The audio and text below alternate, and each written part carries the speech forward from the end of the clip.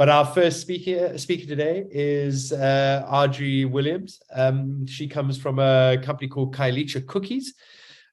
She was actually, we took a group out to Khayelitsha Cookies during Engage Trade Africa this year.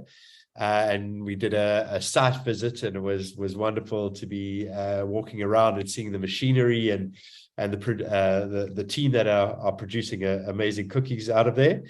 Adri Williams, she's the managing director and co-owner of Khayelitsha Cookies. She's also the proud founder of You Cookie Company, which is their export brand, which they are exporting into the US. So it's quite important that we listen to how she got there and what restrictions she's had in the market and how she's dealt with them and got over them.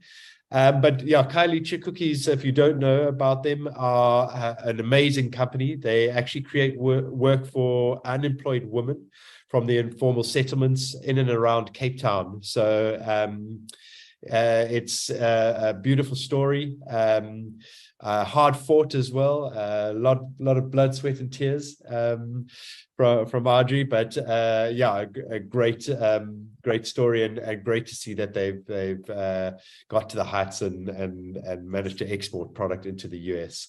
So I'll hand over to Adri now, who's going to be giving us information on getting registrations correct in the US and preparing for these as well. Adri, thank you so much, Rex.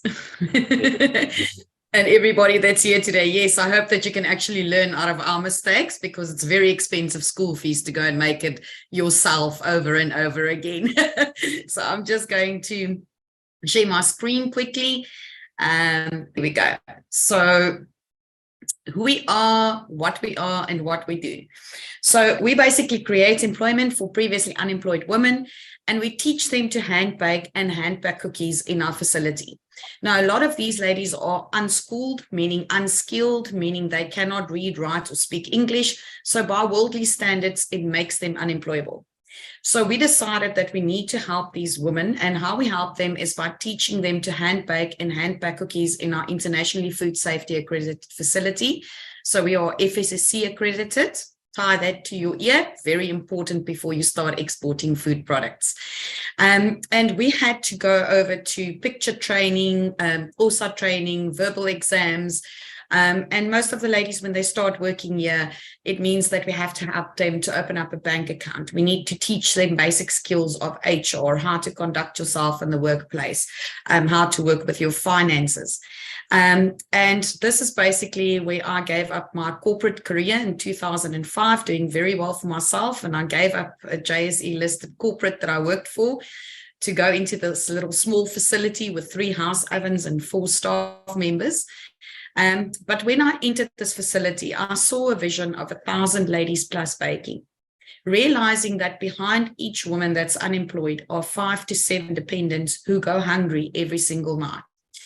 And working with an outreach that we did at the Brooklyn Chest TB Hospital, 1 in every 5 children in South Africa die due to malnutrition before the age of 5. And that is shocking statistics. And that is my heart's desires, to truly make a difference, to enable women to feed their families at the end of the day. And the only way to do that is to teach them and train them a skill.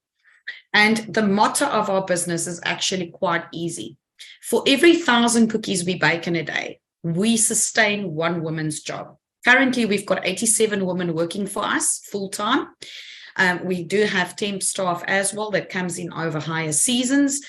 And for every additional 1,000 cookies that we can sell, it means we can create another job, which means that there's another 5 to 7 dependents who have a meal on their table tonight.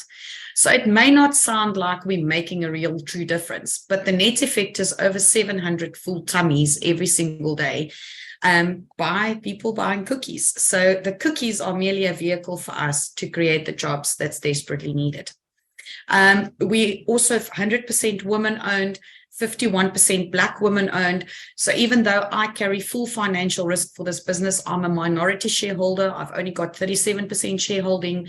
We are FDA registered, FSSC accredited, level 2 BE status, VAT registered, and of course your export licensing. You need to be export ready.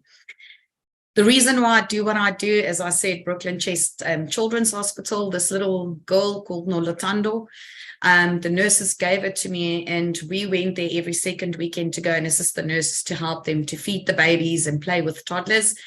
And the nurses told me that this little one would pass away if we don't give her milk, because normally what would happen, the kids would get sick and they would have to tube the kids. And normally when they tube the kids, it means that the kids die very shortly after. So every second week, we realized that when we went back, kids were not there anymore. And this little baby girl, first baby ever that I held in my life, I fed her milk, and she ended up surviving, and she is 15 years old now. And every time I want to give up on this business, producing at less than 1% profit margin, due to the fact that it takes us 40 days to bake what a machine takes 1 day, and trying to remain competitive in the industry and in the market, I think back to this little girl, and I still follow her journey. And she's a fighter, and I decided, you know what, every single lady that we employ, we know that 5 to 7 children do not go through what these kids have to go through. And that is why I've never given up on this business. And that's why you will hear that I'm a true entrepreneur by heart. And entrepreneurs hustle. We don't stand back for obstacles and red tape. We make sure we actually find out and find solutions, and we keep our heads down and we go forward. So I'm going to tell you a little bit more about our story shortly. And then last but not least, we've got quite a few awards that got bestowed to us. The one I'm the most proud of is we were Best Employer of the Year in 2012. We were also the best cookie supplier in South Africa and Africa, which for me is a true reflection of how you should conduct business. It doesn't help you to have a good social story if your product quality is not top in the industry, if your pricing is not right and your customer service delivery is not right. To give you a bit of insight, brands that we have, that we supply, which are well-known brands in South Africa, we co-brand with them, which is quite a nice business idea to get yourself into the industry and into retail, especially if you don't have your own merchandisers and distribution system available as yet. And some of the new innovations that we did, and I always tell entrepreneurs, don't just replicate what a successful entrepreneur has already established. Be the first one in the industry to launch your product. And for us, everybody eats cookies. There's already baby teething cookies and toddler cookies available. We added in that something different, which is vegetables. And within the first year, our product category outsold the market leaders, who's been the main leaders for the last 28 years. So a little nugget of wisdom: be the first to launch something. Don't replicate what someone else is already doing. Then we've also got our own ranges. I'm going to go past that. And it brings me to our export brand called youcookiecompany.com. So the long and short is, You Cookie Company, we went to our first ever trade show in 2018, and we went with our South African brand name called Khayelitsha Cookies. Firstly, at the show, we realized wrong brand. Even though it's got significance for us in South Africa, firstly, most international people cannot pronounce Khayelitsha. Secondly, it's got no meaning or collaboration with empowering and employing women and making a difference. And we went back to the drawing board after that first trade show, realizing that your name under which you're exporting and the brand and how you position yourself in the brand is critical. That is the first thing you need to get right. If you're not going to get that right, you are going to spend 3/4 of your life trying to explain what your brand is all about.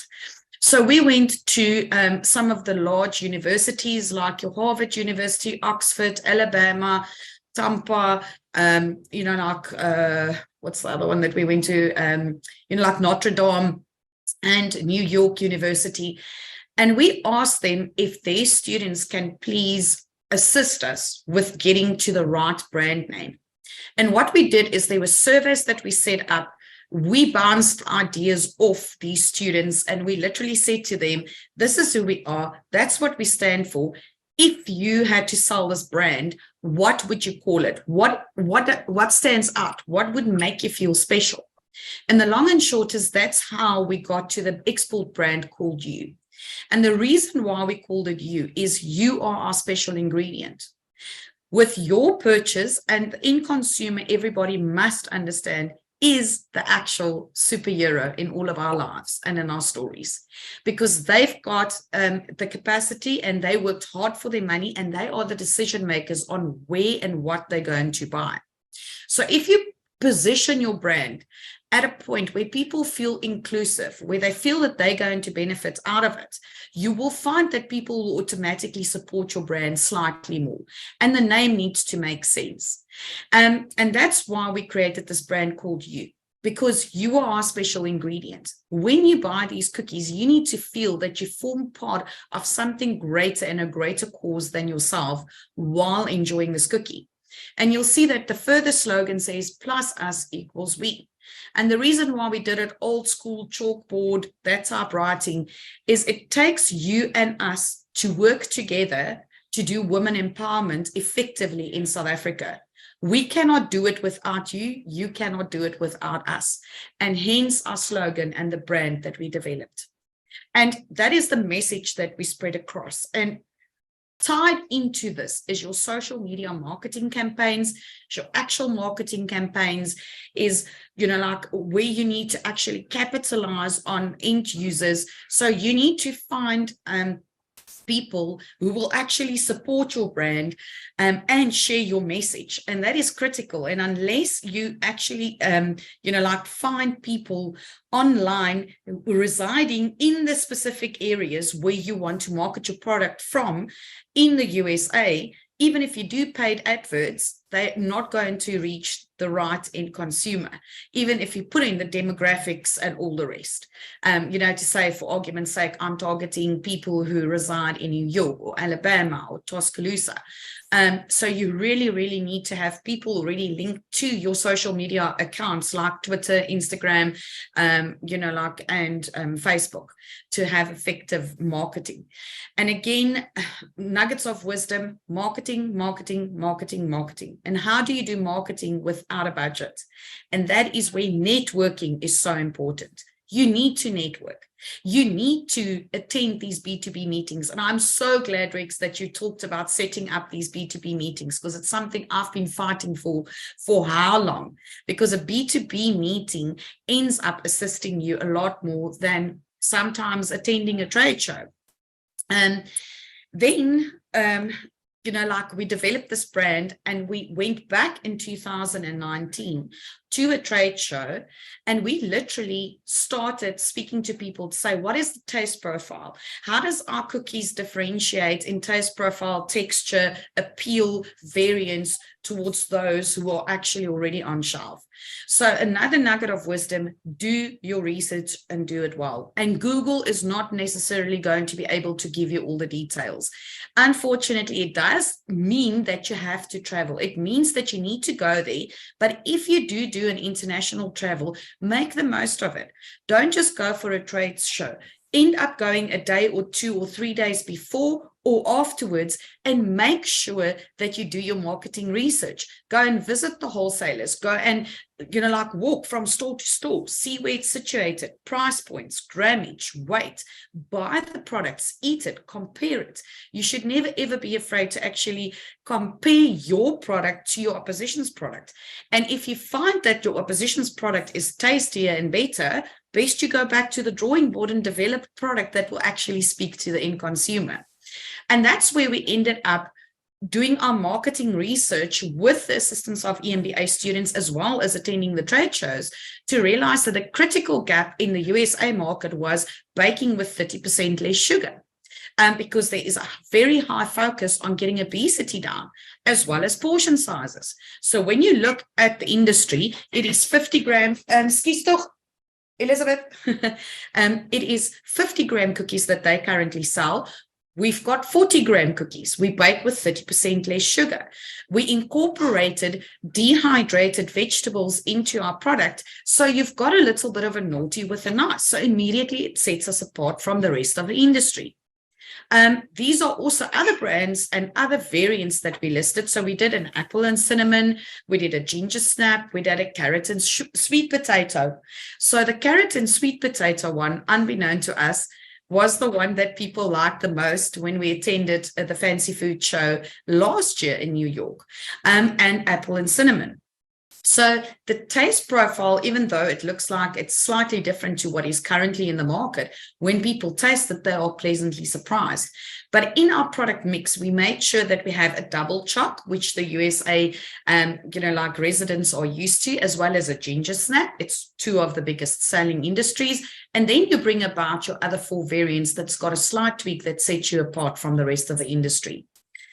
So for us, the first thing that we had to do is we had to understand what is the food safety regulations. Unfortunately, HACCP, especially in your food safety category for manufacturing and food products, a lot of the countries are not going to accept just HACCP. They need ISO 2200.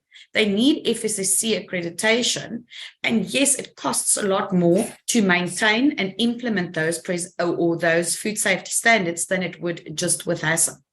So your FSSC looks at protection of the food. So it is, how are you going to ensure that that food arrives safely at the end consumer? So it's got a lot more detail on actively making sure that a supplier cannot put something in a box with a raw ingredient. It ensures that your packaging is sealed sufficient enough that nothing can creep in, nothing can go out. So your safety locks, your transport. So when you transport your products, your inner boxes, in your outer boxes, what is your breakage rate? If your breakage rate is more than 10%, you need to go back to the drawing board. Then your packaging is not going to work, because consumers do not want to end up buying broken products. And it took us a better part of 4 years to get all of our ducks in a row after that first trade show in 2018, when we came back and we realized, what? Firstly, it doesn't help us to export if we're not FSSC accredited. So that went on to our planning board, and we actively ensured that we got our FSSC accreditation. The second step was, what are the ingredients that's prohibited? And that's why I specifically still kept the peppermint chocolate version in that we had. So peppermint, known to us when we launched it, your chocolate mint cookie is a top seller in South Africa for us, but there was regulation, that stricter regulation about the import of peppermint. And that is why we decided, instead of going through that whole rigmarole and rebranding and relabeling, we're not going to do that. We're rather going to replace it with an additional flavor. Step 3. Do your research properly. There is a huge difference between a food importer, a food agent, a food broker, and a food distributor. So you need to go through the training courses, and there is brilliant training courses there. Understanding your codes, understanding your export codes, understanding, your classifications on when you export, under what code do you do it? Are you getting paid up front? Or are you getting paid after the shipments arrived? And the reality is, some of the USA buyers got burned by African companies, who didn't end up meeting their part of the requirement.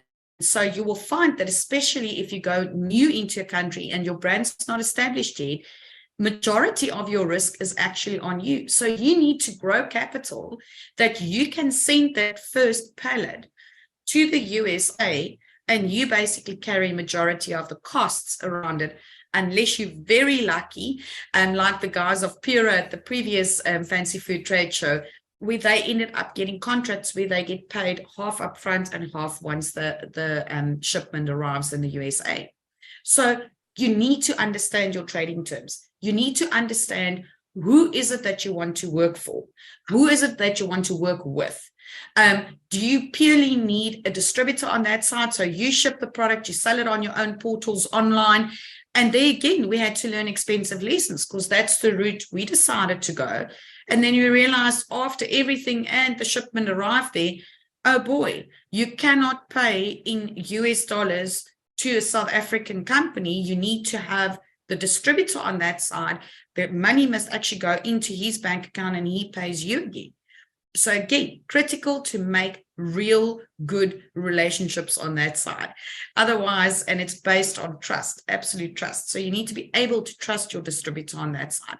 You need to be able to trust your food agents. And you'll find that at these trade shows, a lot of food agents will actually come through to you, but they've got retainers that they ask every single month. Choose the right one that's going to work for your brand. Don't just pay a food agent and food consultant if they cannot guarantee you some sort of return, or they're prepared to work on a higher commission and a lower retainer rate. Remember, your product is one of thousands that they're going to sell at the end of the day. So again, they're partnerships. And then also critical benchmarking. What is your landed product price on that side?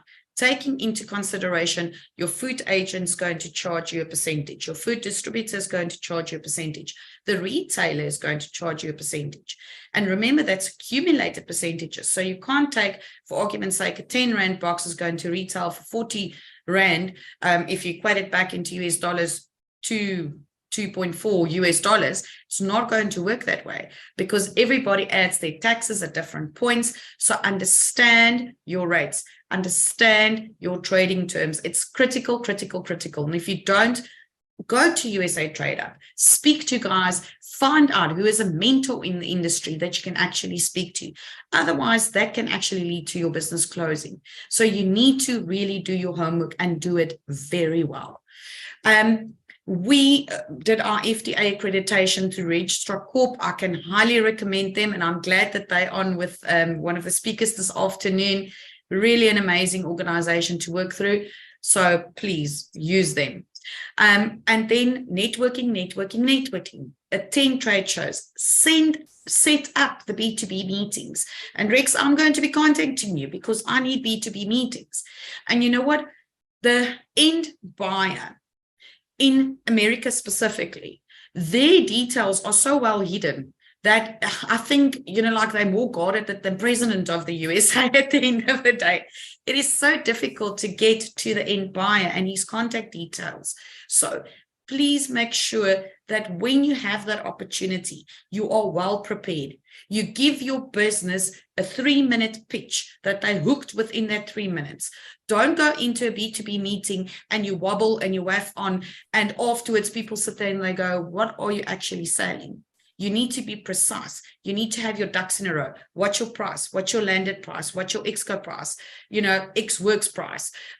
What is your weight? How does it compare to the rest of the consumers in the industry? So you need to really gear yourself to know what you are talking about. And then it also says, I also specifically said it in there, we got badly burned by Googling to find business partners, and we got taken for a run. Don't do it. Meet in person, set up the B2B meetings. And then success comes with perseverance. It doesn't happen overnight. And we had a presentation from Sally Williams when we were there, and it took them 5 years to actually get to break-even point. So for every product that they sold, they literally had to give 2 to 3 away initially. So it is not this quick, okay, I'm getting the orders and suddenly my business is going to boom. You need to realize that it's a journey that's going to take you a couple of months or a couple of years. You're going to have to invest, but eventually it will reap. You will reap the harvest of your investment that you've sown. Time-wise, financially, samples, it will come through. And then understand the end consumer. It doesn't help you to have this brilliant product that sells in your own home country, but there is no market for it in the USA or Europe or wherever you want to export market. Make sure that there is actually a market for it. And when you look at the statistics, a lot of, especially on food brands, a lot of the food brands are held by 3 or 4 main players in the food industry within the USA. So specifically under the cookie category, 63% of the market share is held by 2 cookie suppliers. So don't be audacious and say, I want to supply 10% of the USA market within the first year. Rather set goals that you can achieve to say, I want to supply 0.1% of the end consumers that is currently purchasing this specific brand. That's realistic. It's achievable. It's measurable. You need to measure your success. And then also under promise, over deliver. Please do not say you're going to send a proposal tonight and then you got busy and distracted during the course of the day, and tonight comes and that proposal is not there. It's not a good reflection. Every interaction counts. Make sure that everything, every email is on time, before time. It is professionally done. It looks the part. It speaks the part. When you eventually speak to that person, look the part. No one wants to sit on a Zoom call and see you in your pajamas or your gown or your hair is messy. Make sure you dress the part. And then also, you need to remember that you need to build in a little bit of buffer, specifically staying in South Africa with your Rand, Euro, and Rand dollar exchange rates. It takes one notice from Eskom and we see that Rand just taking a nosedive again. And last but not least, I want to leave you with little nuggets of wisdom from my side. The ones who are crazy enough to think they can change the world are the ones who do. As entrepreneurs, you need to be your biggest supporter. You need to believe in yourself, in your brand, in your customers, in your market, in your abilities. No one else is going to pat you on the back. You need to drive force. You need to equip yourself with knowledge to actually be enabled to, reach that next destination, to reach that next goal. And also take time to reflect back on where you were and where you are now, because that's where you'll see the growth steps. And last but not least, and that's why this brand called You is so close to my heart, it is not the founder or the inventor of a product that's the true hero. It is the first person affirming them. So you need to realize as well, when you start wanting to sell your product, don't treat a consumer like just another person. They are the ones who pay your salary at the end of the day. Make sure you treat them with the right respect that is due. And when you've got time, go and watch the little YouTube clip of the two wolves in the Yellow National River Park who changed the whole economy and the whole ecosystem of that park. And realize you are a wolf. As an SMME, you are a wolf. You've got it. You can do it. Equip yourself.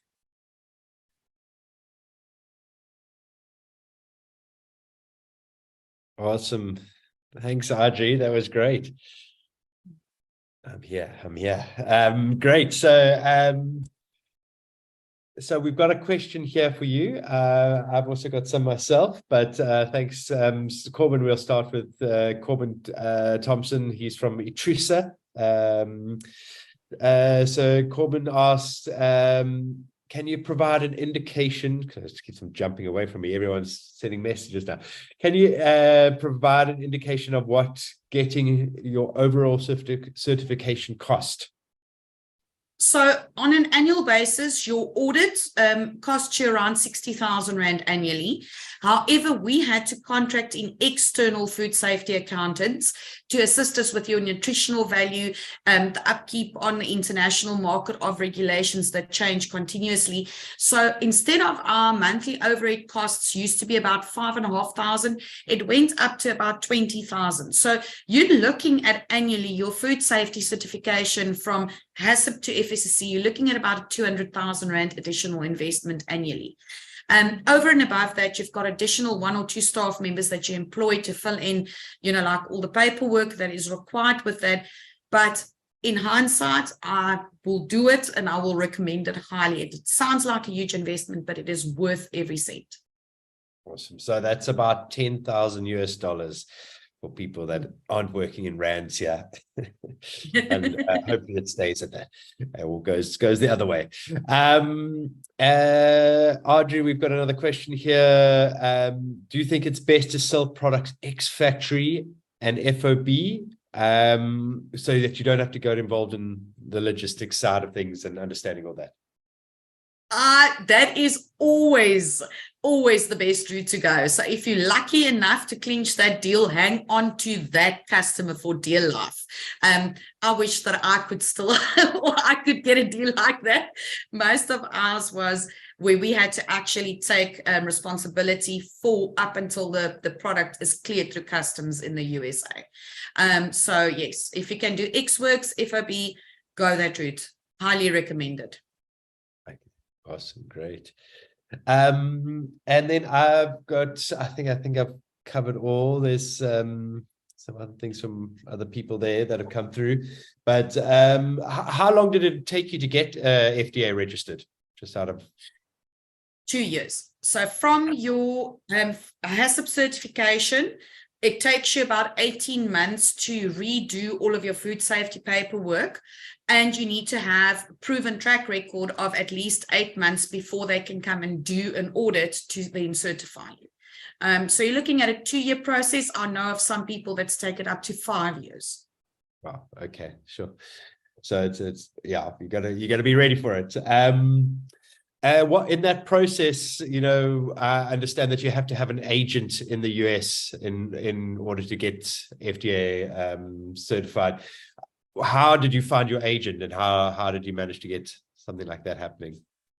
Again, your B2B meetings that you have. So when your local country actually brings delegates over, like the factory tour that you did, make sure you connect. So it's networking. And that's why I specifically said not specifically on Google. Don't go to Google, because you've got scamsters on Google as well.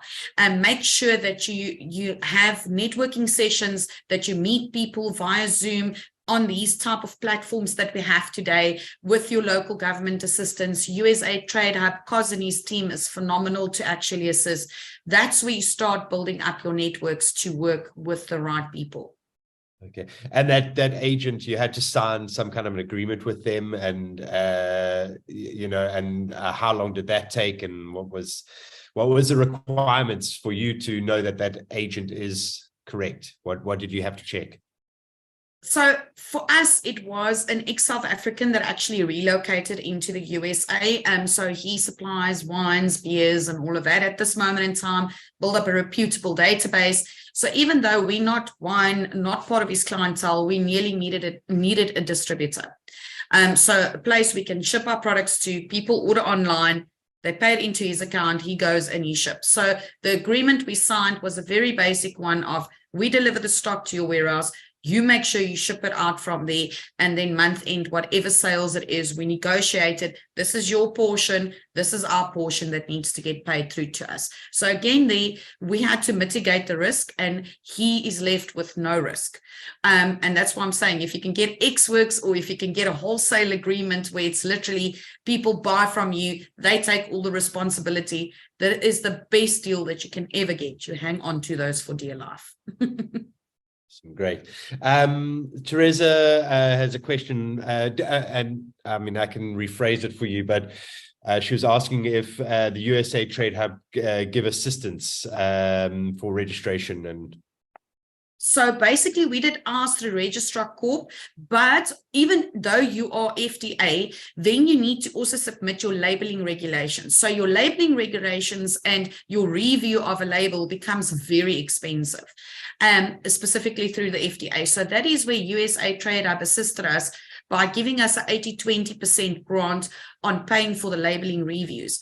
Now, to give you an idea, one label review comes back with 80 pages of documents that you need to understand, and you had to swallow in a dictionary and be a food scientist to understand what they're telling you. So again, your food safety consultants to apply the document that you get back is critically important. And also with trade shows like the Fancy Food Trade Show, it is so important for the USA Chamber to actually assist us in USA Trade Hub to jump through all that last hoops to get your product through and clear it successfully through customs. Okay, great. Thank you. All right. Well, thanks very much, Adri. That was much appreciated, very passionate and exciting. I am going to actually be out at Fancy Food, as mentioned, and I'm going to be showcasing some of Adri's products while I'm there. So that'll be very exciting, and hopefully we can find some more business for you. So thanks for your time, Adri.